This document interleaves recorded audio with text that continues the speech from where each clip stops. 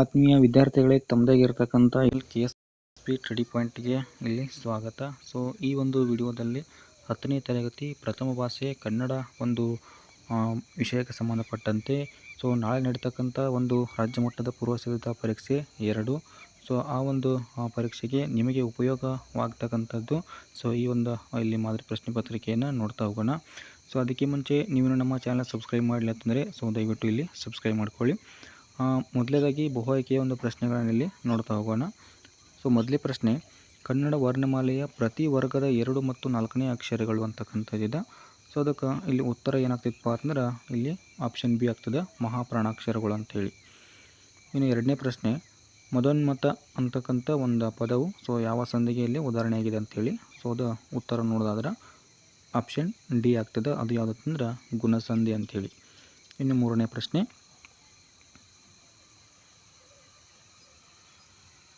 Okay, ಸ್ವತಂತ್ರ ವ್ಯಾಖ್ಯೆಗಳಾಗಿ ನಿಲ್ಲಬಲ್ಲ ಒಂದು ಅನೇಕ ಉಪವ್ಯಾಖ್ಯೆಗಳೊಡನೆ ಸೊ ಒಂದು ಪೂರ್ಣಾಭಿಪ್ರಾಯದ ವ್ಯಾಖ್ಯೆಗಳವಾಗಿದ್ದರೆ ಸೊ ಅದು ಏನಾಗ್ತದೆ ಅಂಥೇಳಿ. ಇಲ್ಲಿ ಉತ್ತರ ಏನಾಗ್ತಿತ್ತಪ್ಪ ಅಂದ್ರೆ ಸಂಯೋಜಿತ ವ್ಯಾಖ್ಯೆ ಅಂಥೇಳಿ. ಇನ್ನು ನಾಲ್ಕನೇ ಪ್ರಶ್ನೆ, ಭವಿಷ್ಯತ್ ಕಾಲ ಒಂದು ಸೂಚಕ ಪ್ರತ್ಯಯವಿದು ಅಂಥೇಳಿ ಇಲ್ಲಿ ಪ್ರಶ್ನೆ ಇದೆ. ಅದಕ್ಕೆ ಉತ್ತರ ನೋಡೋದಾದ್ರೆ ಹೂವ ಅಂತಕ್ಕಂಥದ್ದು ಇಲ್ಲಿ ಸರಿಯಾದ ಉತ್ತರ ಆಗ್ತದೆ. ಇನ್ನು ಐದನೇ ಪ್ರಶ್ನೆ, ತೃತೀಯ ವಿಭಕ್ತಿಯ ಒಂದು ಕಾರಕಾರ್ಥ ಅಂಥೇಳಿ. ಅದಕ್ಕೆ ಉತ್ತರ ಅಲ್ಲಿ ಕರ್ಣಾರ್ಥ ಅಂತಕ್ಕಂಥದ್ದು ಸರಿಯಾದ ಉತ್ತರ ಆಗ್ತದೆ. ಅದೇ ರೀತಿ ಆರನೇ ಪ್ರಶ್ನೆ, ಕಳ್ಗುಡಿದ ಅಂತಕ್ಕಂಥ ಒಂದು ಪದವು ಈ ಸಮಾಸಕ್ಕೆ ಸೇರಿದೆ ಅಂಥೇಳಿ. ಅದರ ಉತ್ತರ ಏನಂತಂದ್ರೆ ಕ್ರಿಯಾ ಸಮಾಸ ಅಂಥೇಳಿ ಉತ್ತರ ಆಗ್ತದೆ. ಇನ್ನು ಸಂಬಂಧಿ ಪದವನ್ನು ಇಲ್ಲಿ ಬರೀತಕ್ಕಂಥದ್ದು ಇಲ್ಲಿ ನೋಡ್ತಾ ಹೋಗೋಣ. ಸೊ ಏಳನೇದು, ವಿದ್ಯಾಧರ ಅಂತಕ್ಕಂಥದ್ದು ಇಲ್ಲಿ ಏನಾಗ್ತದಪ್ಪ ಅಂದ್ರೆ ಬಿಜ್ಜೋದರ ಆಗ್ತದೆ. ಇನ್ನು ವೈಶಾಖ ಏನಾಗ್ತದೆ ಅಂದ್ರೆ ಬೆಸುಗೆ ಅಂತಕ್ಕಂಥದ್ದು ಅಥವಾ ಬೇಸಿಗೆ ಅಂತಕ್ಕಂಥದ್ದು ಆಗ್ತದೆ. ಇನ್ನು ಎಂಟನೇದು, ವಿದ್ವಾಂಸ ಇದು ಅನ್ವರ್ತನಾಮ ಆದ್ರೆ ಸಹದೇವ ಅಂತಕ್ಕಂಥದ್ದು ಇದು ಅಂಕಿತನಾಮ ಆಗ್ತದೆ. ಸೊ ಅದೇ ರೀತಿ ಒಂಬತ್ತನೇದು, ಹುಪ್ಪಡಿ ಅಂತಕ್ಕಂಥದ್ದು ಇಲ್ಲಿ ಜೋಡಿ ನುಡಿ ಆದ್ರೆ ಬಟ್ಟ ಬಯಲು ಅಂತಕ್ಕಂಥದ್ದು ಸೊ ಇಲ್ಲಿ ದ್ವಿರುಕ್ತಿ ಆಗ್ತದೆ. ಇನ್ನು ಹತ್ತನೇದು, ಜಾನತನ ಅಂತಕ್ಕಂಥದ್ದು ಇಲ್ಲಿ ತದ್ದಿತಾಂತ ಭಾವನಾಮ ಆದ್ರೆ ಸೊ ಚಂದ್ರನಂತೆ ಅಂತಕ್ಕಂಥದ್ದು ಏನಾಗ್ತಿತ್ತು ಅಂದ್ರೆ ತದ್ದಿತಾಂತ ಅವ್ಯಯ ಅಂತಕ್ಕಂಥದ್ದು ಆಗ್ತದೆ. ಸೊ ಅದೇ ರೀತಿ ಮುಖ್ಯ ಪ್ರಶ್ನೆ 3ರಲ್ಲಿ ಸೊ ಒಂದು ವಾಕ್ಯದಲ್ಲಿ ಉತ್ತರವನ್ನು ಬರೀತಕ್ಕಂಥದ್ದು. 11ನೇ ಪ್ರಶ್ನೆ, ಎಣ್ಣೆ ತುಪ್ಪದ ಮಿಶ್ರಣ ಬೇಡವೆಂದು ಹೇಳಿದವರು ಯಾರು ಅಂತೇಳಿ. ಇಲ್ಲಿ ಉತ್ತರವನ್ನು ನೋಡೋದಾದ್ರೆ ನಯಸೇನ ಅಂತಕ್ಕಂಥವ್ರು. ಇನ್ನು ಶಾನುಭೋಗರ ರಾಜಭಕ್ತಿಯ ಲಾಂಛನ ಯಾವುದು ಅಂತ ಹೇಳಿದ. ಸೊ ಇಲ್ಲಿ ಲಾಂಛನ ಯಾವುದಪ್ಪ ಅಂದ್ರೆ ಕಿರ್ದಿ ಪುಸ್ತಕ ಅಂತೇಳಿ. ಇನ್ನು 13ನೇದು, ಆಂಗ್ಲ ಸಾಮ್ರಾಜ್ಯದ ವೈಭವ ಕಂಡುಬರುವ ಓಣಿ ಯಾವುದು ಅಂಥೇಳಿ. ಚೇರಿಂಗ್ ಕ್ರಾಸ್ ಅಂತಕ್ಕಂಥ ಒಂದು ಓಣಿ, ಅದು ಎಲ್ಲಿ ಬರುತ್ತೆ ಅಂದ್ರೆ ಲಂಡನ್ ನಗರದಲ್ಲಿ ಕಂಡು ಬರ್ತದೆ. ಸೊ ಅದೇ ರೀತಿ 14ನೇ ಒಂದು ಪ್ರಶ್ನೆ ನೋಡೋದಾದ್ರೆ ಕೌಸುಂಬಿಯ ಅರಸ ಯಾರು ಅಂಥೇಳಿ. ಅತಿಬಳ ಅಂತಕ್ಕಂಥವ್ರು. ಯಾರು? ಅತಿಬಳ. 15ನೇ ಪ್ರಶ್ನೆ, ಬೇಡರಿಗೆ ಅಗಸಿಗೆ ಬಂದು ಬುದ್ಧಿ ಮಾತನ್ನು ಹೇಳಿದವರು ಯಾರು ಅಂತೇಳಿ. ಅದಕ್ಕೆ ಉತ್ತರವನ್ನು ನೋಡೋದಾದ್ರೆ ಹೆಬಲಕ್ ಸಾಹೇಬರು ಅಂತೇಳಿ ಆಗ್ತಾರೆ. ಯಾರು? ಹೆಬಲಕ್ ಸಾಹೇಬರು ಅಂತಕ್ಕಂಥದ್ದು ಇವರು ಸೊ ಇಲ್ಲಿ ಬುದ್ಧಿ ಮಾತನ್ನು ಹೇಳ್ತಕ್ಕಂಥದ್ದು. ಇನ್ನು 16ನೇ ಪ್ರಶ್ನೆ, ದ್ರೋಣನು ಪರಶುರಾಮರಲ್ಲಿಗೆ ಏಕೆ ಬಂದನು ಅಂತೇಳಿ. ಸೊ ದ್ರವ್ಯವನ್ನು ಇಲ್ಲಿ ಬೇಡುವುದಕ್ಕಾಗಿ ಅಥವಾ ಸಂಪತ್ತನ್ನು ಬೇಡುವುದಕ್ಕಾಗಿ ಬರ್ತಾನೆ. ಇನ್ನು ಪುಟ್ಟ ಪೋರಿಯ ಅಮ್ಮ ಗುಡಿಸಿನಲ್ಲಿಗೆ ಸೊ ಹೇಗೆ ಮಲಗಿದ್ದಾಳೆ ಅಂತಕ್ಕಂಥದ್ದು ಇಲ್ಲಿ ಗುರುತ ಅಂತಕ್ಕಂಥದ್ದು ಉತ್ತರವನ್ನು ಬರೀಬೇಕು. ಸೊ ಇನ್ನು ಮುಖ್ಯ ಪ್ರಶ್ನೆ 4ರಲ್ಲಿ ಬಂದಾಗ ಸೊ 2 ಅಂಕದ ಒಂದು ಪ್ರಶ್ನೆಗಳಲ್ಲಿ ಕಂಡುಬರ್ತವೆ. ಅದು ಪ್ರಶ್ನೆ ಯಾವುದಂದ್ರೆ ಲಿಪಿಯ ಮೂಲಕ ಜ್ಞಾನ ಭಂಡಾರ ಸೊ ಯಾವ ರೀತಿ ಭದ್ರವಾಯಿತು ಅಂತೇಳಿ. ಸೊ ಮಾನವನಿಗೆ ಬಿಡುವು ಹೆಚ್ಚಿದಂತೆ ಸೊ ಜೀವನದ ಸೌಕರ್ಯಗಳನ್ನು ವಿಶಿಷ್ಟ ಮೇಧಾಶಕ್ತಿಯಿಂದ ಅಭಿವೃದ್ಧಿಗೊಳಿಸುತ್ತಾ ಹೋದಂತೆ ಸೊ ತನ್ನ ಆಗುಹೋಗುಗಳನ್ನು ಮತ್ತು ಸುಖ ದುಃಖಗಳನ್ನು ಕಾವ್ಯರೂಪಕ್ಕೆ ಇಳಿಸುವ ಒಂದು ಮಾರ್ಗವನ್ನು ಇಲ್ಲಿ ಕಂಡುಕೊಂಡಿರಬೇಕು. ಅದೇ ರೀತಿ ಸಾಹಿತ್ಯ ಒಂದು ವಿವಿಧ ರೂಪದಲ್ಲಿ ಬೆಳೆದಿರಬೇಕು. ಸೊ ಲೆಕ್ಕ ಪತ್ರಗಳು ನೀಡಲು ಉಪಯುಕ್ತವಾದ ಮೂಲ ಲಿಪಿಯನ್ನು ಇಲ್ಲಿ ಮತ್ತಷ್ಟು ಪರಿಷ್ಕರಿಸುತ್ತಾ ಸುಂದರವಾದ ಸಾಹಿತ್ಯ ಕೃತಿಗಳಲ್ಲಿ ಬರೆದಿರ್ತಕ್ಕಂಥದ್ದು ಸೊ ಮಾನವ ಏನು ಮಾಡ್ತಾನೆ ಅಂತಂದ್ರೆ ಕಲಿತುಕೊಂಡ. ಸೊ ಅದೇ ರೀತಿ ಆ ಒಂದು ಲಿಪಿಯ ಮೂಲಕ ಪರಂಪರೆಯಿಂದ ಸೊ ಬಂದಿರತಕ್ಕಂಥದ್ದು ಎಷ್ಟೋ ವಿಷಯಗಳಲ್ಲಿ ಬರೆದಿಡಲು ಏನಾಗ್ತಿತ್ತಪ್ಪ ಅಂತಂದ್ರೆ ಸಾಧ್ಯವಾಗ್ತದೆ. ಆ ಕಾರಣಕ್ಕಾಗಿ ಇಲ್ಲಿ ಜ್ಞಾನ ಭಂಡಾರ ಅಂತಕ್ಕಂಥದ್ದು ಸೊ ಲಿಪಿಯ ಮೂಲಕ ಏನಾಗ್ತಿತ್ತಪ್ಪ ಅಂತಂದ್ರೆ ಭದ್ರವಾಗ್ತದೆ ಅಂಥೇಳಿ ಇಷ್ಟು ಆನ್ಸರ ಬರಿಬೇಕಾಗ್ತಕ್ಕಂಥದ್ದು. 19ನೇ ಪ್ರಶ್ನೆ, ವಿಶ್ವೇಶ್ವರಯ್ಯ ಅವರು ಹಣಕಾಸು ನೀತಿಯಲ್ಲಿ ಮಾಡಿದ ಒಂದು ಮಾರ್ಪಾಡುಗಳು ಯಾವುವು ಅಂತಕ್ಕಂಥದ್ದಿದೆ. ಸೊ ಅವರು 1913ರಲ್ಲಿ ಮೈಸೂರು ಬ್ಯಾಂಕನ್ನು ಏನು ಮಾಡ್ತಾರೆ ಅಂತಂದ್ರೆ ಸ್ಥಾಪನೆ ಮಾಡ್ತಾರೆ. ಅನಂತರ ಉಳಿತಾಯ ಬ್ಯಾಂಕ್ಗಳು ಕೂಡ ಏನಾಗ್ತವೆ ಅಂತಂದ್ರೆ ಅಸ್ತಿತ್ವಕ್ಕೆ ಬರುತ್ತವೆ. ಇನ್ನು ಕೈಗಾರಿಕೆಗಳ ಅಭಿವೃದ್ಧಿಗೆ ಫೀಡರ್ ಬ್ಯಾಂಕ್ ಹಾಗೂ ಕೈಗಾರಿಕಾ ಹೂಡಿಕೆ ಮತ್ತು ಅಭಿವೃದ್ಧಿ ನಿಧಿಗಳನ್ನು ಕೂಡ ಏನು ಮಾಡ್ತಾರೆ ಅಂತಂದರೆ ಇಲ್ಲಿ ರಚನೆ ಮಾಡ್ತಾರೆ. ಇನ್ನು ಸಾರ್ವಜನಿಕ ಜೀವ ವಿಮಾ ಅಂತಕ್ಕಂಥ ಒಂದು ಯೋಜನೆಯನ್ನು ಕೂಡ ಇಲ್ಲಿ ಜಾರಿಗೆ ತರ್ತಾರೆ. ರೈತರಿಗೆ ಹಾಗೂ ಕರಕುಶಲ ಕೆಲಸಗಾರರಿಗೆ ಸಾಲದ ಸೌಲಭ್ಯವನ್ನು ಕೂಡ ಇಲ್ಲಿ ನೀಡ್ತಕ್ಕಂಥ ಒಂದು ಪ್ರಯತ್ನವನ್ನು ಇವರು ಮಾಡ್ತಾರೆ. ಸೊ ಅದೇ ರೀತಿ ಪ್ರಾಂತೀಯ ಒಂದು ಸಹಕಾರಿ ಬ್ಯಾಂಕುಗಳನ್ನು ಕೂಡ ಇಲ್ಲಿ ಸ್ಥಾಪನೆ ಮಾಡ್ತಾರೆ. ಸೊ ರಾಜ್ಯದ ಒಂದು ಆಸ್ತಿಯನ್ನು ಹೆಚ್ಚಿಸಿ ಆದಾಯ ತರುವುದರ ಮೂಲಕ ಅಭಿವೃದ್ಧಿ ಕಾರ್ಯಗಳ ಒಂದು ಪ್ರಭಾವವನ್ನು ಕೂಡ ಏನು ಮಾಡ್ತಾರೆ ಅಂತಂದರೆ ಇಲ್ಲಿ ಅಳೆಯಲು ಸೊ ಅನುಕೂಲವಾಗುವಂತೆ ಆಯವ್ಯಯದಲ್ಲಿ ಹೊಸ ದೃಷ್ಟಿಕೋನವನ್ನು ಕಂಡುಕೊಳ್ತಾರೆ. ಸೊ ಹೀಗೆ ವಿಶೇಷರು ಏನು ಮಾಡ್ತಾರೆ ಅಂತಂದರೆ ಹಣಕಾಸು ನೀತಿಯಲ್ಲಿ ಮಾಡಿರ್ತಕ್ಕಂಥ ಒಂದು ಮಾರ್ಪಾಡುಗಳಂತೇಳಿ ಈ ರೀತಿಯಾಗಿ ಬರೀತಕ್ಕಂಥದ್ದು. ಇನ್ನು 20ನೇದು ಟೊಪ್ಪಿಗೆಯ ವಿಶೇಷತೆಯನ್ನು ಲೇಖಕರು ಹೇಗೆ ದಾಖಲಿಸಿದ್ದಾರೆ ಅಂತಕ್ಕಂಥದ್ದು. ಸೊ ಲಂಡನ್ನಲ್ಲಿ ಹೆಣ್ಣು ಮಕ್ಕಳು ಧರಿಸುವ ಟೊಪ್ಪಿಗೆಯ ವಿಶೇಷತೆಯನ್ನು ತಿಳಿಸುತ್ತಾ ಲೇಖಕರು ಸೊ ಇಲ್ಲಿನ ಹೆಣ್ಣು ಮಕ್ಕಳು ಧರಿಸುವ ಟೊಪ್ಪಿಗೆಗಳು ಒಂದು ಟೊಪ್ಪಿಗೆಯಂತೆ ಇನ್ನೊಂದು ಹೊಂದಿಲ್ಲ. ಇಲ್ಲಿ ಸಿಕ್ಕಿಸಿದ ಒಂದು ಪುಚ್ಛವಾದರೂ ಕನಿಷ್ಠ ಪಕ್ಷಕ್ಕೆ ಸೊ ಇಲ್ಲಿ ಬೇರೆಯೇ ಆಗಿರ್ತದೆ. ಆಮೇಲೆ ಕೋಟ್ಯಾವಧಿಯ ಒಂದು ಟೋಪಿಗೆಗಳನ್ನು ಇಲ್ಲಿ ಬೇಕಾದರೆ ಸೊ ಇಲ್ಲಿ ಪರೀಕ್ಷಿಸಿ ಇದನ್ನು ನಾವು ಮನಗಾಣಬಹುದು. ಅದೇ ರೀತಿ ಮನುಷ್ಯರಂತೆ ಟೊಪ್ಪಿಗೆಯಲ್ಲವೇ ಸೊ ಒಬ್ಬ ಮನುಷ್ಯರಂತೆ ಇನ್ನೊಬ್ಬಳು ಕೂಡ ಇಲ್ಲಿ ಇಲ್ಲ ಅಂಥೇಳಿ ಸೊ ಈ ರೀತಿ ಏನು ಮಾಡ್ತಾರೆ ಅಂತಂದ್ರೆ ದಾಖಲೆಯನ್ನು ಮಾಡ್ತಾರೆ. ಇನ್ನು 21ನೇ ಪ್ರಶ್ನೆ. ಸೊ ರಾಜ್ಯಸಭೆಯಲ್ಲಿ ಅಗ್ನಿಭೂತಿ ಸೊ ವಾಯುಭೂತಿಯನ್ನು ಮೂರ್ಖರೆಂದು ತೀರ್ಮಾನಿಸಿದ್ದೇಕೆ ಅಂತಕ್ಕಂಥದ್ದಿದೆ. ಸೊ ಅತಿಬಳ ರಾಜನು ಇಲ್ಲಿ ಮಂತ್ರಿ ಸೋಮಶರ್ಮ ಮತ್ತು ಆತನ ಹೆಂಡತಿ ಕಾಶ್ಯಪಿಯ ಒಂದು ಮಕ್ಕಳಾದ ಅಗ್ನಿಭೂತಿ ವಾಯುಭೂತಿಯರು ತಂದೆ ತಾಯಿಯರ ಒಂದು ಮಾತಿಗೆ ಕಿವಿಗೂಡದೆ ಸೊ ಯಾವ ವಿದ್ಯೆಯನ್ನು ಕಲಿಯದೆ ತಂದೆ ಒಂದು ಕೂಡಿಟ್ಟ ಹಣವನ್ನು ಪೋಲು ಮಾಡುತ್ತಾ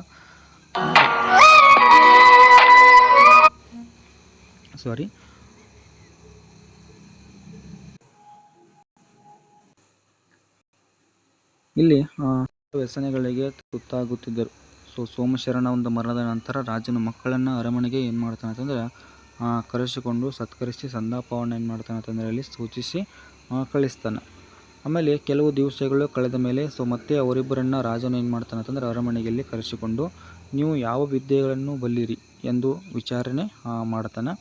ಸೊ ಅದೇ ರೀತಿ ಇಲ್ಲಿ ಸೊ ಅವರು ತಲೆ ತಗ್ಗಿಸಿ ಉತ್ತರ ಕೊಡಲಾರದೆ ಸೊ ಕಣ್ಣೀರು ಏನು ಮಾಡ್ತಾರೆ ಅಂತಂದರೆ ಸುರಿಸ್ತಾರೆ.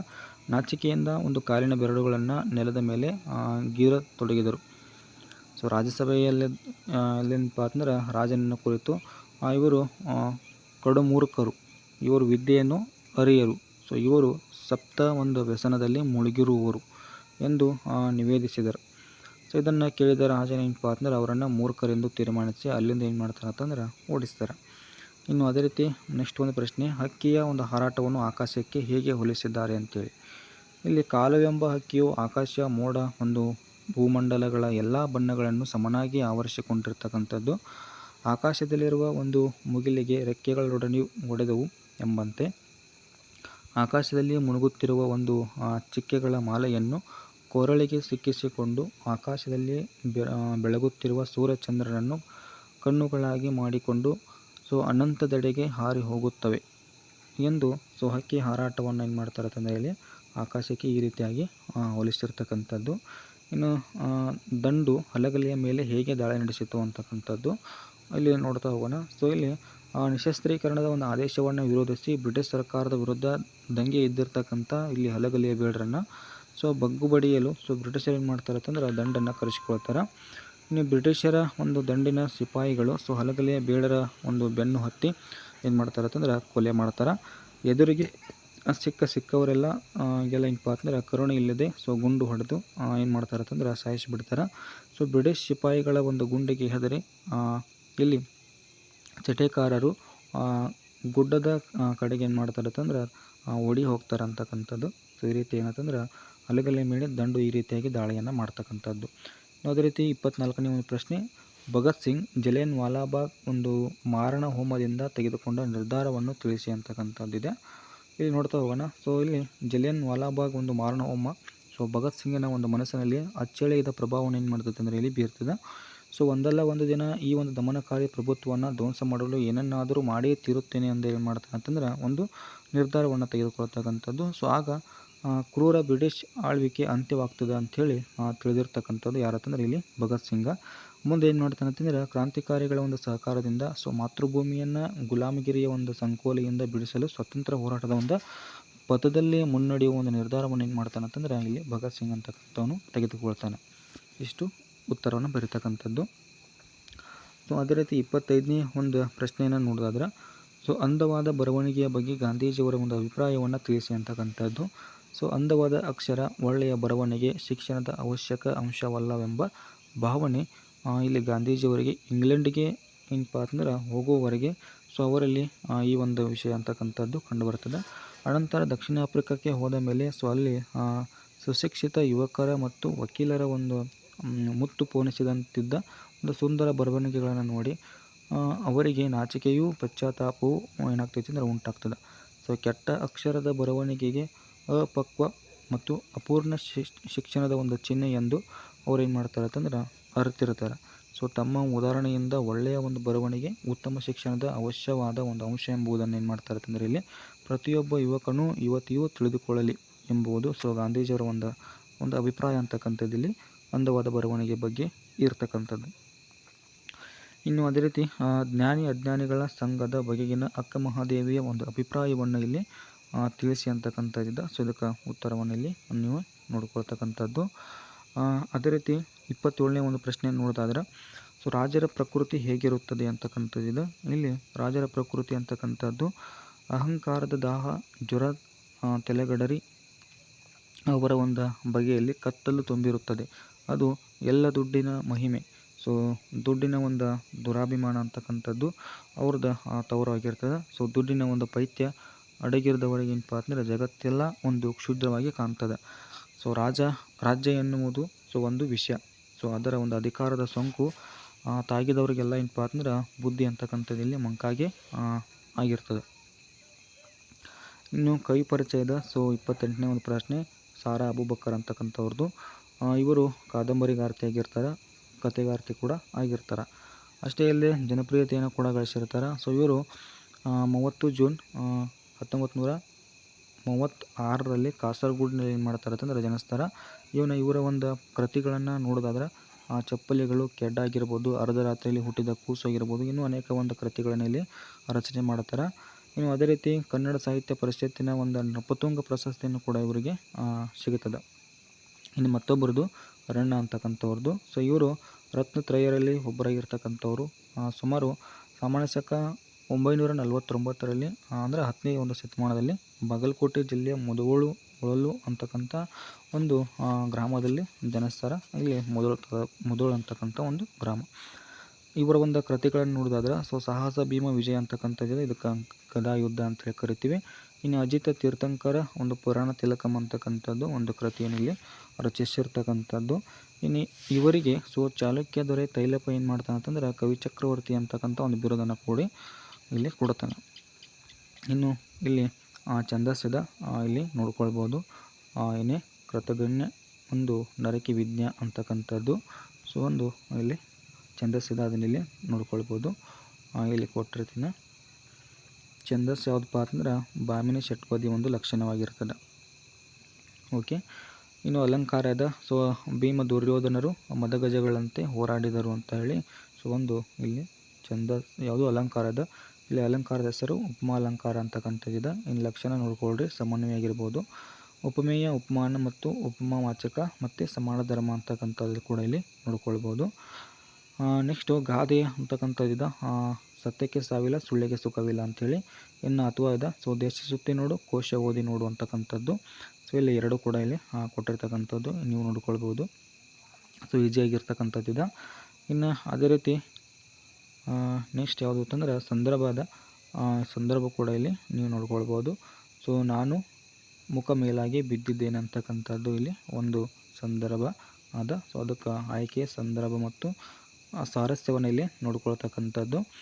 ಇನ್ನು ಸಾಮಾಜಿಕ ಕಾನೂನುಗಳ ಹರಿಕಾರ ಅಂತಕ್ಕಂಥದ್ದಿದೆ. ಇನ್ನೂ ಅನೇಕ ಒಂದು ಸಂದರ್ಭಗಳಲ್ಲಿ ಇಲ್ಲಿ ಅದಾವ.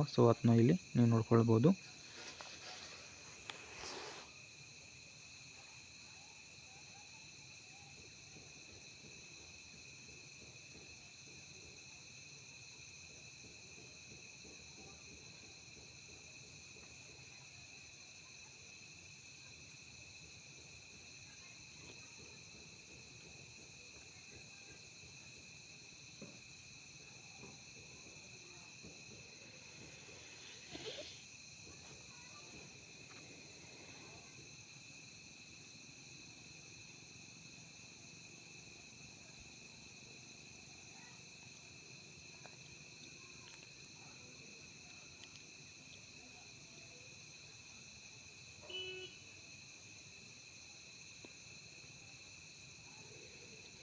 ಓಕೆ, ಇನ್ನು ಪದ್ಯ ಇದೆ. ಸೊ ಇಲ್ಲಿ ಕೊರಳ ಸೆರೆ ಹಿಗ್ಗಿದವು ದೃಗಜಲ ಅಂತಕ್ಕಂಥದ್ದು ಒಂದು ಪದ್ಯ ಇದೆ. ಸೊ ಅದಕ್ಕೆ ನೋಡ್ಕೊಳ್ಬೋದು. ನೆಕ್ಸ್ಟು ಮಾರಿಗೋತನವಾಯಿತು ನಾಳಿನ ಭಾರತ ಅಂತಕ್ಕಂಥದ್ದಿದೆ. ಸೊ ಎರಡು ಕೂಡ ಇಲ್ಲಿ ಕೊಟ್ಟಿರ್ತೇನೆ. ಸೊ ಅದನ್ನಿಲ್ಲಿ ನೋಡ್ಕೊಳ್ಬೋದು.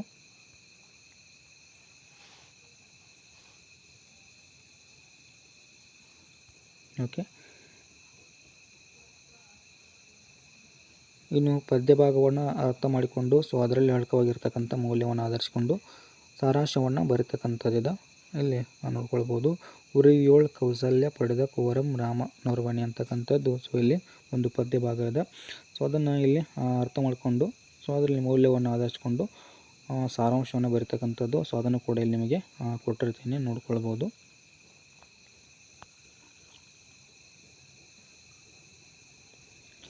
ಇನ್ನು 8 ವಾಕ್ಯಗಳಲ್ಲಿ ಉತ್ತರವನ್ನು ಬರೀತಕ್ಕಂಥದ್ದು. ಸೊ 4 ಅಂಕದ ಒಂದು ಪ್ರಶ್ನೆಗಳು. ತಾಳಿದವನು ಬಾಳೆಯನು ಎಂಬ ಮಾತು ಶಬರಿಯ ಪಾಲಿಗೆ ನಿಜವಾದ ಬಗೆಯನ್ನು ನಿಮ್ಮ ಮಾತುಗಳಲ್ಲಿ ಬರೆಯಿರಿ ಅಂತಕ್ಕಂಥದ್ದು. ಸೊ ಇದು ಸಾಕಷ್ಟು ಬಾರಿ ಪ್ರಶ್ನೆ ಆಗಿದೆ. ಇದು ಇಂಪಾರ್ಟೆಂಟ್ ಆಗಿರ್ತಕ್ಕಂಥ ಒಂದು 4 ಅಂಕದ ಪ್ರಶ್ನೆ ಆಗಿರ್ತದೆ. ಇನ್ನು ಶಬರಿಯ ಒಂದು ಸಡಗರ, ಸಂತೋಷ ಸೊ ಮೇಳದವರ ಹಾಡಿನಲ್ಲಿ ಹೇಗೆ ವರ್ಣಿತವಾಗಿದೆ ಅಂತಕ್ಕಂಥದ್ದಿದೆ. ಸೊ ಅದನ್ನು ತಿಳಿಸಬೇಕು. ಸೊ ಅದಕ್ಕೆ ಉತ್ತರವನ್ನು ಇಲ್ಲಿ ನೋಡ್ತಾ ಹೋಗಿ.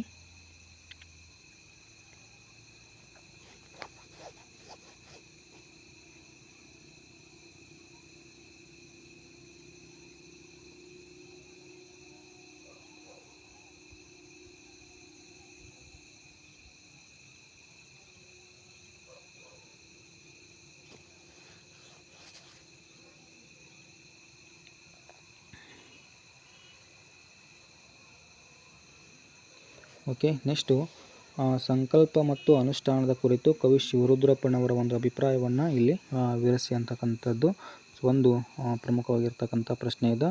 ಇನ್ನು ನೆಕ್ಸ್ಟು ಜೀವನದಲ್ಲಿರಬೇಕಾದ ಧನಾತ್ಮಕ ಭಾವನೆ ಹಾಗೂ ದೃಢ ಸಂಕಲ್ಪದ ಒಂದು ಮಹತ್ವವನ್ನು GS ಶಿವರುದ್ರಪ್ಪನವರು ಸಂಕಲ್ಪ ಗೀತೆ ಕವನದಲ್ಲಿ ಹೇಗೆ ವ್ಯಕ್ತಪಡಿಸಿದ್ದಾರೆ ಅಂತಕ್ಕಂಥದ್ದಿದೆ. ಸೊ ಇದು ಅಥವಾ ಪ್ರಶ್ನೆ ಇರ್ತಕ್ಕಂಥದ್ದು. ಸೊ ಅದಕ್ಕೆ ಉತ್ತರವನ್ನು ಇಲ್ಲಿ ನೋಡ್ತಾ ಹೋಗಿ.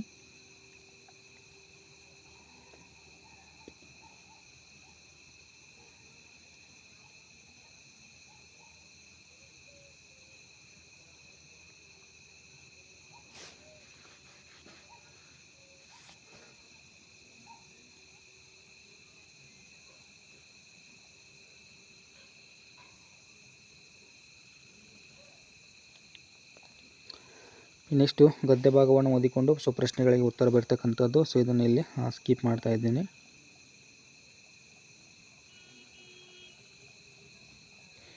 ಇನ್ನು ಪತ್ರ ಬರೀತಕ್ಕಂಥದ್ದು. ಸೊ ನಿಮ್ಮನ್ನು ಮೈಸೂರಿನ ಒಂದು ವಿಜಯನಗರ ಬಡಾವಣೆಯ ನಿವಾಸಿ ಎಂದು ಯಾರಂತಂದ್ರೆ ಮೋಹನ್ ಕುಮಾರ್ ಎಂದು ಭಾವಿಸಿಕೊಂಡು ಸೊ ನಿಮ್ಮ ಒಂದು ಬಡಾವಣೆಗೆ ಸಾರ್ವಜನಿಕ ಗ್ರಂಥಾಲಯವನ್ನು ಮಂಜೂರು ಮಾಡುವಂತೆ ಕೋರಿ ಸೊ ಇಲ್ಲಿ ಜಿಲ್ಲಾಧಿಕಾರಿಗಳಿಗೆ ಒಂದು ಪತ್ರವನ್ನು ಬರೀತಕ್ಕಂಥದ್ದಿದೆ.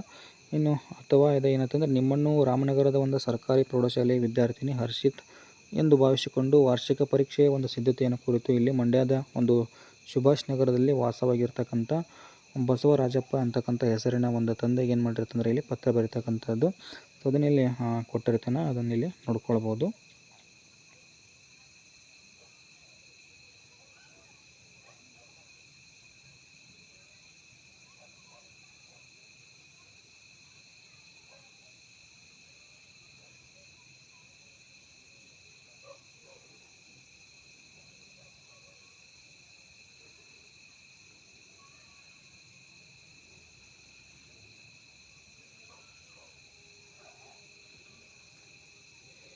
ಇನ್ನು ಪ್ರಬಂಧದ ಸೊ ರಾಷ್ಟ್ರೀಯ ಭಾವೈಕ್ಯತೆ ಅಂತಕ್ಕಂಥದ್ದು. ಇನ್ನು ಅಥವಾ ಏನಂತಂದ್ರೆ ಶಾಲಾ ಸಂಸತ್ತು ಚುನಾವಣಾ ಪ್ರಕ್ರಿಯೆ ಹಾಗೂ ಅದರ ಒಂದು ಮಹತ್ವ ಅಂತಕ್ಕಂಥದ್ದಿದೆ. ಸೊ ಸಿಂಪಲ್ ಆಗಿರ್ತಕ್ಕಂಥ ಒಂದು ಪ್ರಬಂಧಗಳದಾವ. ಸೊ ಅದನ್ನ ಇಲ್ಲಿ ನೀವು ನೋಡ್ಕೊಳ್ಬೋದು.